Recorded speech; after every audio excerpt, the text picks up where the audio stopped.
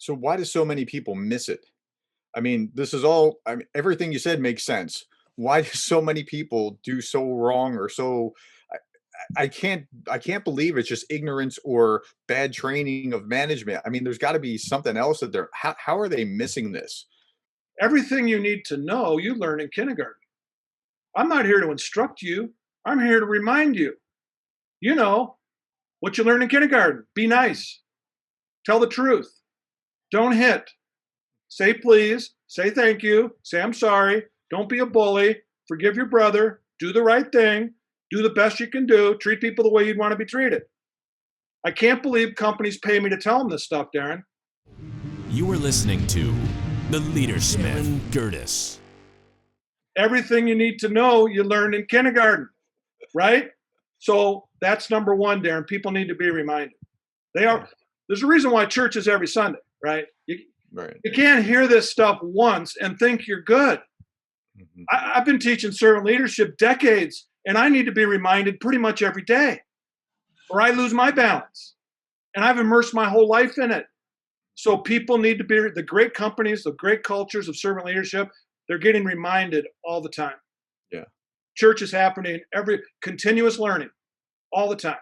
We got to be reminded. That's a big part. The second is there's got to be some friction in the culture that you're expected to behave this way. This isn't optional. This is the way we roll, right? So they need to see an example of it. They need to see examples of it in the workplace. They need to be mentored, right? It's one thing to say you have values and a mission statement and all this great stuff, but if we don't behave this way day in and day out at work, it's just nonsense. It's not worth squat. It's just information, right? So they need to know we're serious about this. If you're going to be a leader in our organization, Darren, being patient and kind and humble and respectful and selfless and honest and committed, we're going to start measuring that. And we're going to have you get feedback on how you're doing. And if we have gaps, we're going to expect you to get after that stuff. And if you don't, well, we love you and we'll miss you. It doesn't mean you're a bad person. It means you don't fit our culture. This is the way we roll. Yeah. One of the things that you said here was that power destroys relationships, but you've talked a lot about holding people accountable. That's not the same thing, right? Can you unpack the difference? Yeah, I mean, if I have to have a conversation with you, Darren, about gaps, if I have to discipline you, it's not about power and punishment. If you take the word disciple, let's change that. Let's take the word discipline. Okay. And underneath that, write the word discipling. The only difference is the last letter. You take the E off discipline and put a G in there. Now it's discipling. So we're not here to beat people up. Our employees are adult volunteers. They're free to leave. Yeah. I'm not here to pun. I am here to disciple you to excellence. Now you hear that word disciple. What do you think of? I'm here to teach, to train, to tutor, right? To identify. I'm here to help you get better, way better, right? In fact, that's the test of my leadership. You're going to leave a lot better than when you got here. And that's what I think one of my quotes in The Servant from Vince Lombardi used to tell his players, I don't have to like you, but I will love you. And my love will be relentless. What did he mean by that? When you leave my team, you'll be in demand in the NFL. I'm going to make you great. You want to know how much I care? Watch what I do. So when I see a gap, I'm not going to allow that on my watch. This isn't about punishment or beating people. This is about discipling you to excellence. That's my job as the leader, as a dad, as a mom, as a supervisor. I'm not going to allow this on my watch. I want you to grow. I want you to be green and growing, getting better. So if we're going to talk about gaps, I'm here. That serves you. If I'm not pointing out your stuff, Darren, I'm not serving you. Right. If I don't call you on your gaps, the only person I'm serving is myself. Right. I can avoid the hassle. Now we can go out and have a beer tonight, Darren. We're buddies, right? We don't have any tension in our relationship. That's not leadership. That isn't servant leadership. That isn't doing what people need. That's doing what people want. So servant leader, that's part of the sacrifice. Yeah. That's part of how you serve people. Telling the truth is hard, right? And how do you get really good at that? You got to get in the pool. You got to Mhm. practice. And it's hard, you're going to flop around the first couple of times. Stick with it, right? You're going to start getting good at it. And after a while, before long, don't look now. You don't have to try to be a good leader. You are a good leader. That's right. Your thoughts became your actions. Your actions became your habits. Your habits became your character. Your character became your destiny. You don't wait till you feel like it. Do it. Get in the pool. The feelings will come later. Yeah, that's awesome. You talked about, and you mentioned this a little bit ago, love, and I have for many years talked about how like it all comes down to care, right? So we're using similar terms. I met a psychologist, and when we introduced each other, he said, "Oh, well, you're a PhD in organizational leadership. Well, that's interesting. What are the three most important traits of leadership?" I said, "No, you got the wrong question. It's if you care, you'll naturally do the right things." Okay. If you get that care right, if that is the starting place, 80% of your problems dissolve instantly because you start doing the right things naturally. You use the term love, and you said this: I could not leave the word love out and be intellectually honest. Tell me about that process when you came to that, and then expand on it a little bit. Yeah, it's a word we throw around a lot. And unfortunately, in the English language, it's come to be associated with how we feel about things. I mean, I can love my Corvette, I can love my bourbon, I can love my cigars, as long as I feel good about it, I could say I love it. If I didn't feel good about it, you probably wouldn't use that word. So we almost always associate it with feeling. Um, when I talk about love, I'm talking about the agape love. The Greeks had four words for love. C.S. Lewis wrote a book about it called The Four Loves. In fact, there was a commercial, uh, the Super Bowl before last. I don't know if you saw it. Did you see it?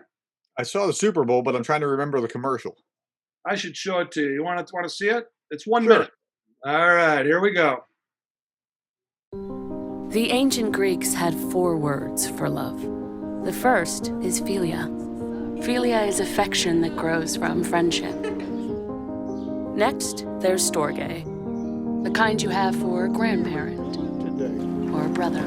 Let's go. Third, there's eros, the uncontrollable urge to say, I love you. The fourth kind of love is different. It's the most admirable. It's called agape. Love has an action. This is good. It takes courage, sacrifice, strength. For 175 years, New York Life has been helping people act on their love so they can look back or look ahead and say, we got it right. We did good. Love takes action. Wow.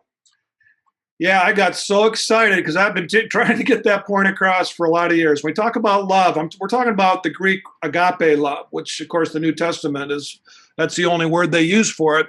Mhm. And it's not a love of feeling, it's a verb. It describes what you do. It's an extension of yourself, identifying and meeting needs. When I was a kid, love your neighbor, the verb in the sentence was love. Mhm. It doesn't pause to consider how you feel. It's an extension of yourself. Even if I don't feel like it, yeah, especially when you don't feel like it. Not sure it can really be an act of character or love unless it costs you something.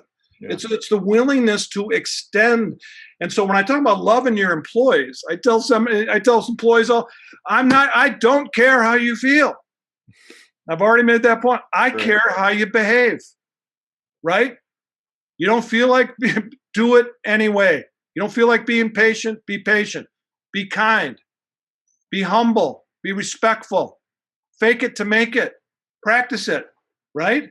If you're arrogant or you don't listen or you don't give appreciation, you don't honor people, you don't demonstrate gratitude, it doesn't necessarily mean you're a bad person. It means you have some really bad habits. Mhm. You've got to change those if you want to be an effective leader. Because if you're not good at relationship, you're never going to be an effective leader. You don't hold people accountable to excellence. That's the most common gap I find, Darren, in corporate America.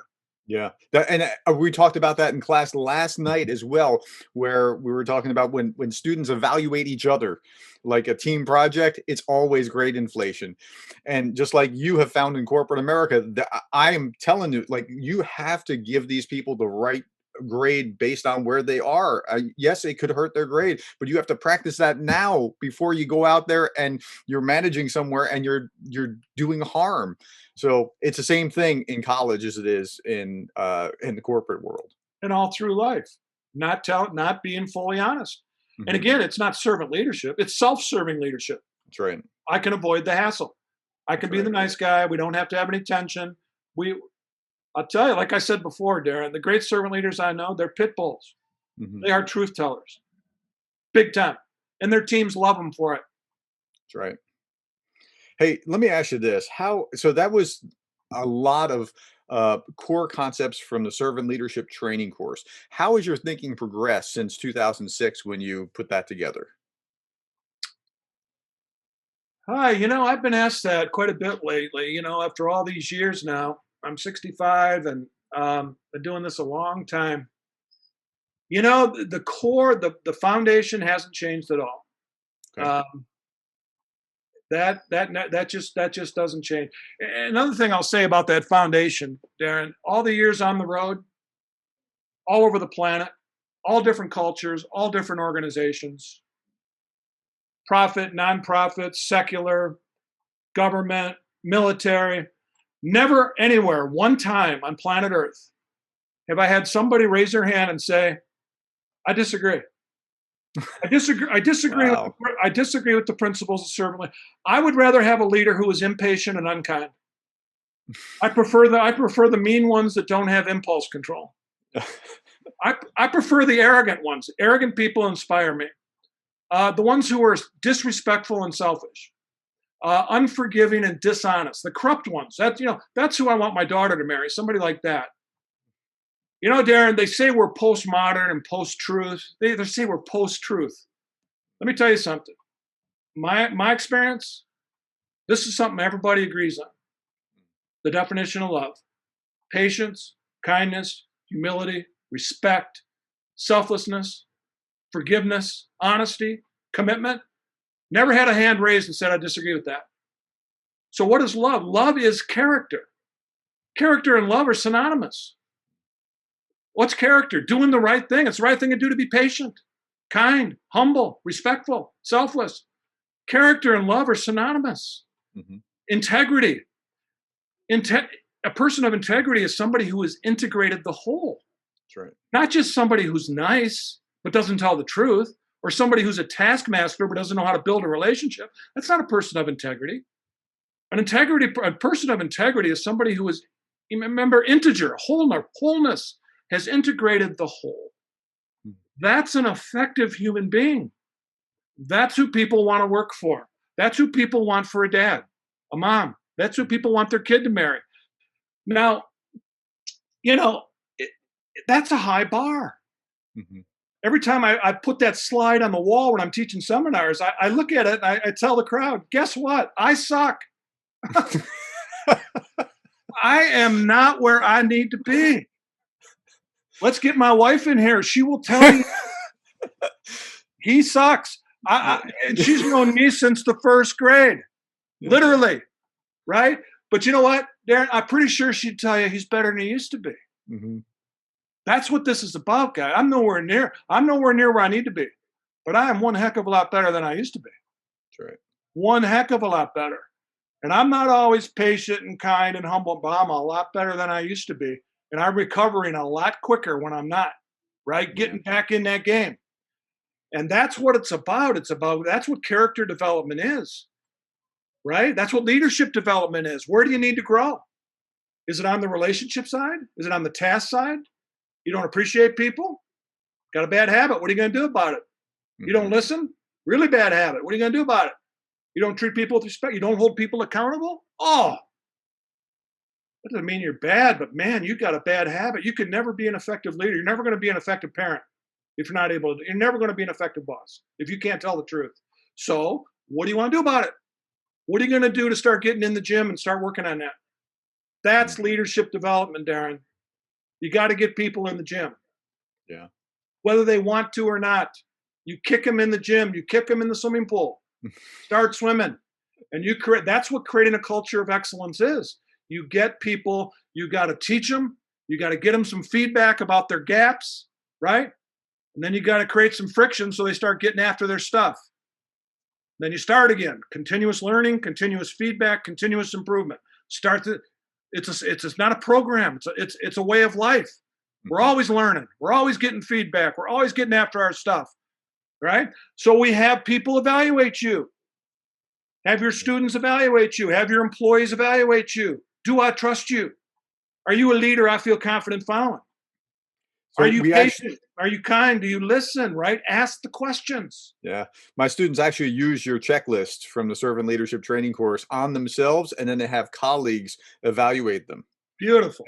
And so when they do that, what they're seeing is one, grade inflation, right? Everybody's being overly nice, but I say, look, I mean, if you got a 4.5, ratchet that down. Let's say that's a B. Let's say a 4 is a C. If you're in a 3 point somethings, you got work to do, right? So but they get it because they're getting an aggregate average of anonymous feedback from peers, supervisors, and colleagues and subordinates, and so they're getting it, and then they're starting to see, well, where are your weaknesses? And when they hear this, they say, yeah, some will say, yeah, I knew that this was what it was, or others will say, like, they keep telling me I don't hold people accountable. But look, if they're telling you what you see of you is one thing, what other people are seeing of you, that's reality.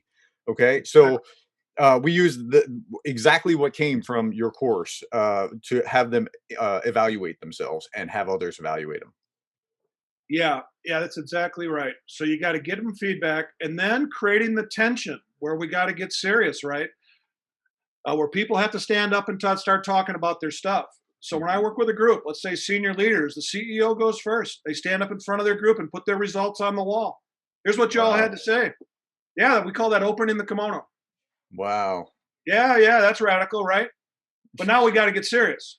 Once we've opened the kimono and everybody knows, and then you pick two that you're going to work on, and you set a smart plan, specific, measurable plan on what you're going to do to fix it. I tell you what, Darren, when you stand in front of 20 people, your team, people who know you, right? They got to deal with you half their waking hours. And you make a commitment, that's a powerful experience. Yeah. Now there's nowhere to hide. You either got to get after your stuff or you're going to look pretty silly next month when you stand up and talk about how you're getting better, right? There's nowhere to hide. That's the kind of tension we create in corporate America. That's the stuff we're doing. We're Yeah. creating that kind of friction. You've got to do that, Darren. It's not easy to change. People are bundles of habits. They can change and they can change a lot. I've been humbled by how much people can change in a short amount of time.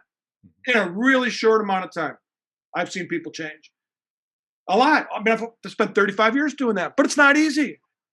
And it's you got to be committed. You got to be intentional and laser focused. We How are does going to learn. We are going to get feedback, and we are going to create friction where you got to get serious about your stuff. Continuous improvement is not just a punchline. It's one of the first questions I ask in my seminars. How many of you believe in continuous improvement? Mhm. Everybody raises their hand. Question two, can you improve if you don't change? Uh, no, that's correct. So what's the plan? What are you going to change? What are you going to, you cannot get better unless you change. And you're either getting better or you're getting worse. Nothing stays the same. So pick one. So if you're going to get better, what's the plan? We want it specific and we want it measurable. We want you talking about it every month in front of your peers and in front of your team. Now you're going to have to get serious. Yeah, Yeah. that's exactly what we do. So you wrote a book just a few years back, The Culture. Tell me about how that extends your thinking, or if it's, I'm assuming that it's taking this and doing what you were just talking about. Yeah, so culture being the umbrella, right? How we Hmm. roll here. And every organization has a culture, every group of two or more people gathered together for a purpose. Kind of how we roll here. What do we talk about? What don't we talk about? What gets you in trouble? What gets you, what gets you praised? What gets you, just how do we Hmm. roll here? Right. So if you want to create a great culture, in my experience, you got to have two things in play. You got to have great leaders. I've never seen a great culture without great leaders. Yeah. Never seen that happen. Yeah. Never seen a great marriage that didn't have great leadership going on. Never saw family, business, ball team, church, any group, two or more people gathered together. If there is great excellence going on, I promise you there's leadership in that group. Yeah. Converse, and also the other wing of the bird is community. How do we build community as a team?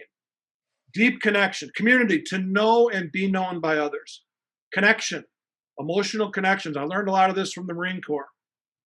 I do a lot of training in the military, and they've taught me a lot about the importance of camaraderie, esprit de corps, building community within a group. And we know how important that is in families. I mean, it's the essence of family. But we can do that in business, where we intentionally set up time where we get to know each other. You know, we take a half hour a month and we talk about stuff. Darren, tell us your story. You got 5 minutes. You're not allowed to talk about work. We already know what you do. We want to know who you are. We want to hear the highlights. What's the hardest thing you ever had to do? What's the most important lesson you've ever learned in your life? How can we be thinking about, how can we be praying for you? Right? I mean, where the groups where we spend that, we go deep. And you're in the barrel this month, Darren. You're first. Right? We really start to build connections, emotional connections with one another, build community, to know and be known. And I'll tell you what, that's the secret sauce. That's the jet fuel for teams. And when you can create that, that's the power of the Marine Corps. Wow. Right? They would never let a buddy down. It's not about the flag. It's not about my sergeant. I'd never let my teammate down. The experiences they go through together and the community they build. I may not want to drink beer with you, Darren, but I'd never let you down, dude. You're on my team. Ever. So that community piece is just really a huge part of culture for a marriage, a family, a church. And it's almost always neglected. It's even neglected in marriages, right? Having date nights and because it's hard. It takes time. It takes effort. We get bored. We get a lot of things. Do it anyway. Those connections are really, really important. And you never know when there's going to be a tipping point. So that's what the culture is. How do we grow our leaders? How do we build community? If we can do those things really well, how would you like to compete against a group playing at that level? Yeah, they're going to leave you you can't even begin to approach the level of excellence you can achieve with great leadership and great community. You don't want to compete against those folks. Yeah. And there's very few of them, Darren. Way less than 10%. I think it's single digits for sure in our country. But boy, when you experience it, you know it. When you walk into an organization, you can it's palpable. Yeah, excellence is an amazing thing. You said that great cultures always have great leadership. And while that's kind of a duh statement, I hadn't thought of that before. But yeah, that's right. I can't think of any culture that is great that does not have awesome leaders at the helm. And I've seen pockets within organizations where, you know, a middle manager is a great leader and that unit's fine and the others are jacked up. But I see that all the time. Yeah. Actually, that's what got me going on servant leadership. Remember I told you I used to do union drives. And I would go into these dysfunctional organizations. I mean, I'm Detroit. That's where I'm from. Arguably the toughest labor area in the world. I was in the middle of wars. I mean, literally where people would die on the picket lines. To horrible dysfunction in the workplace, as bad as you can imagine. And I'd go into these companies. I'm in my 20s, right? And I can't even believe what I'm seeing. It's like it's unbelievable. But we would do these surveys by department and by shift, and there would always be pockets. You know, the second shift bending room, really good scores. Third shift shipping and receiving, fantastic scores. So I was young. I'd get up in the middle of the night, leave my hotel room, and I'd go out. I'd go to the bending room, find out what was going on at 2 a.m. And guess what I found down there? Every time, I found a leader. And he or she would say something like this to me. They'd say, you know, this place is out of control. That CEO you got up there, somebody needs to shoot him. He's a Nazi, right? But you know what?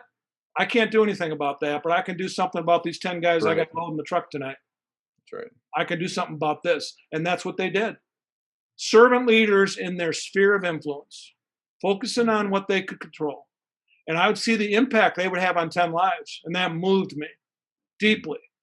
The power of one. In the sea of chaos, Mhm. there's these pockets of tranquility. And that wasn't usually or generally speaking, I'd find that. I always found that. In Wow. every org, there were pockets. And there was great servant leaders out there. They're everywhere, Darren. They're out there. Now, the key is in an organization, can you pull it together and can you create it? Can you Mhm. create a culture of excellence? And the answer is yes. We have the technology of how to do that. It's been around for a few thousand years. Yeah, grow servant leaders and build connection, emotional connection. And you won't be able to hold it back. We have the technology. It takes effort. It takes service. It takes sacrifice. It's hard. So back to your question about why aren't people doing this? Well, Yeah. Darren, it's hard. It's much easier to sit in my office and just say, do it or else. Now I can get back to the internet, right? Yeah. That doesn't take any effort at all. But for me to get out of my office and go to a meeting and build a relationship with a team of people, ah, go have date night with some people I don't really even like that much. Yeah. Oh, really? Yeah, really. You want excellence or don't you? It comes with a price. It's hard. The great servant leaders I know, Darren, work very hard at it Yeah, they do. every day. They work very hard at it. Yeah. Hey, listen, if listeners want to know how to get a hold of you or follow up, and do you have a website or some kind of contact information that I can point them to? JamesHunter.com. James Hunter. Everything they need to know would be there. So appreciate Okay. that. Yeah, absolutely, and I'm sure that some will, because this is just an incredible time. Thank you for your time.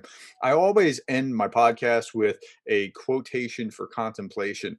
I didn't know that you had a Marine background, and I actually selected a quote from Simon Sinek's book. Where he was quoting Lieutenant General George Flynn, who said, "The cost of leadership is self-interest." And it just dovetailed so nicely with everything that I've heard from you before, and that you reinforced again and again and again. And what we're talking, the cost of leadership is self-interest.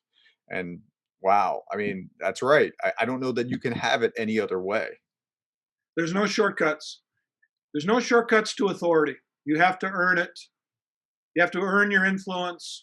And the only way to do that is you have to serve and you have to sacrifice. It's going to come with a price. You got to get your eye on the ball. The ball ain't you. And if you don't feel like it, do it anyway. Just start practicing it. Even Right. if you don't feel like it, even if it feels awkward, do it anyway. Before long, it'll become second nature.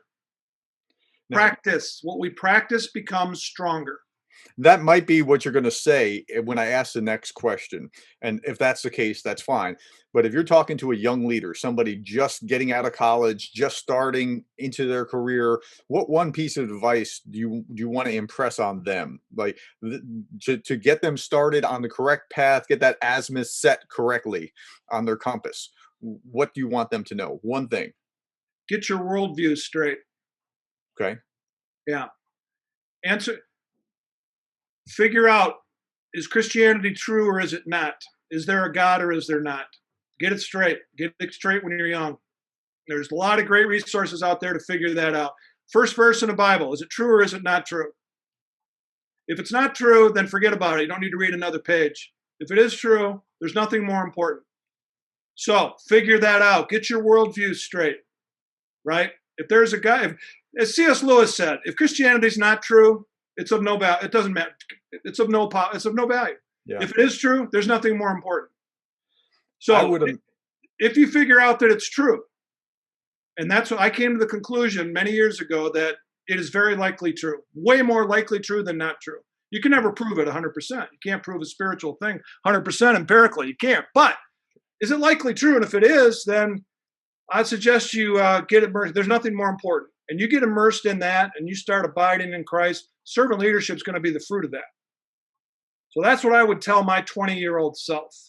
Get your worldview straight. It took me till I was 50 to get my worldview straight. Once I got my worldview straight, yeah, nothing more important than that. Because a lot of things flow out of that.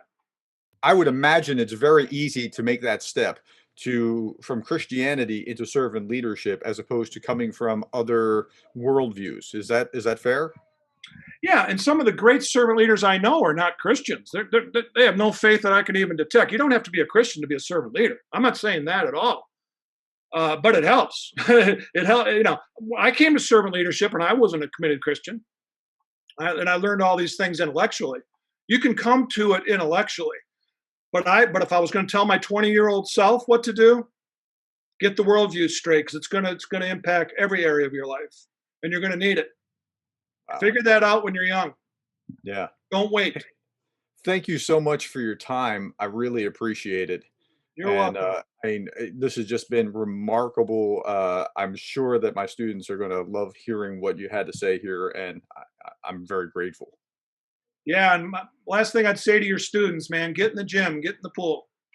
Or I tell young people, what can you do? Honor your parents. Call them, write them a letter. They're gonna read that letter 10 different times. Hmm. When you're a parent, you're gonna understand that, right? Start working on your character right now, right? Reach out to your sibling. Who do you need to forgive? Go forgive that person. That's how you work on that's the reps in the gym. You Yeah. can start right now. Oh, I'll do that once I become a leader. No, no, no. Your character's being developed. You're well on your way at age 20, age 18, 19. You're well on your way to forming your habits. So get in the gym. All right, Jim. Thank you so much. All right. Great being with you, Darren.